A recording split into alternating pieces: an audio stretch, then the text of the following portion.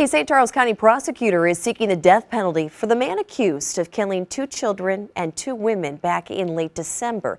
News 4 investigative reporter Chris Negus in our newsroom this afternoon to explain why the prosecutor won't say much about this case. Chris? Well, Claire, the St. Charles County prosecutor wants to limit pretrial publicity in the case. The brutal crime occurred on the night of December 28th. A grandmother, a mother, and 2 young children were murdered in the family home on Whetstone Drive in St. Charles. Jane Mokel, Kate Caston, and her children, 8-year-old Zoe and 10-year-old Jonathan, were the victims in the brutal attack. On Friday, a grand jury indicted Richard Emery on 15 criminal counts, including 4 counts of murder in the first degree. Emery was also accused of firing shots at police officers and stabbing another woman during a carjacking attempt to get away. Tim Lomar spoke briefly about his decision to seek the death penalty. We intend to seek the death penalty.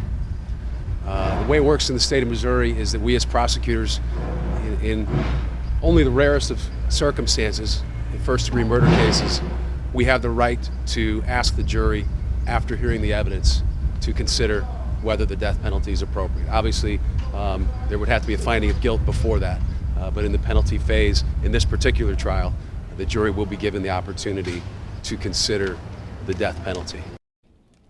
Lomar says Emery will be arraigned next week, but capital murder cases move slowly, so it could be more than a year before this case heads to trial. Live in the newsroom, Chris Negus, News 4.